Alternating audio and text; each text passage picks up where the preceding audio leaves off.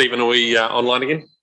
Great. Welcome back to the meeting. We're in the, 22nd of June, 2022. And this is the public part of the property report and so property transactions update. It's item number 15 on page 224 of today's agenda. And Douglas, I'll hand the floor over to you. Thank you.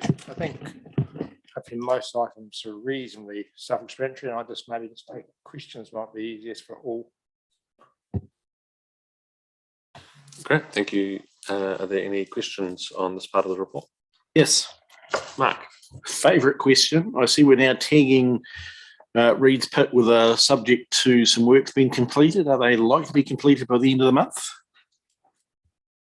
I'll have to just give you an update on that. I think I'm not sure if quarter in this week doing it or it's next week, but I will give you an update on that. Yeah, thank you. It's just, as I said, there's some public interest as to when that's going to be available. So just a confirmation of the date would be helpful.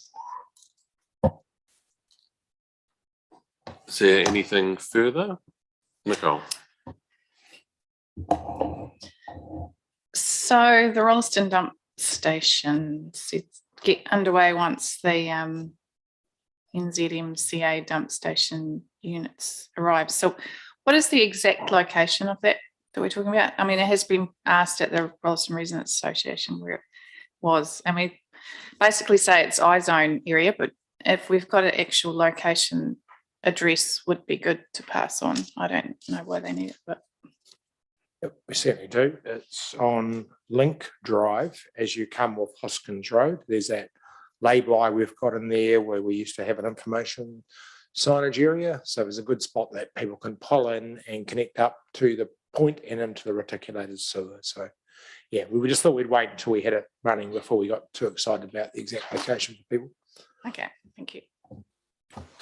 I did have one other question, which was on page 231, the West Melton Community Park, that we do it.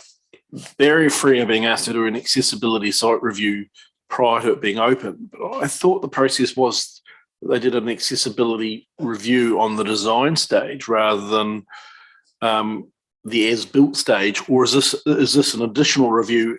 Do we do an as designed and then an as-built?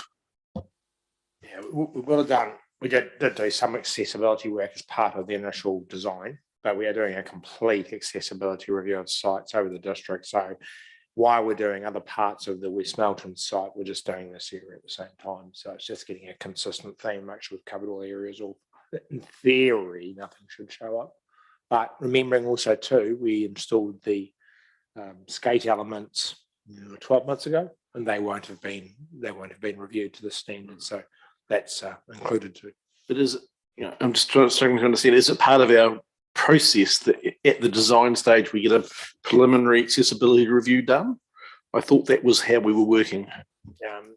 Well, for worded maybe this way, which may not still help you, but there's always some element of accessibility checked on sites and buildings, obviously, because there's some building consent compliance issues to do. This work we're doing currently is far more detailed and is giving us sort of our work programs to, undertake and install work going forward, as you saw with those two reports on Lincoln Event Centre and Rolleston Community Centre. So I just described them as they're far more fulsome.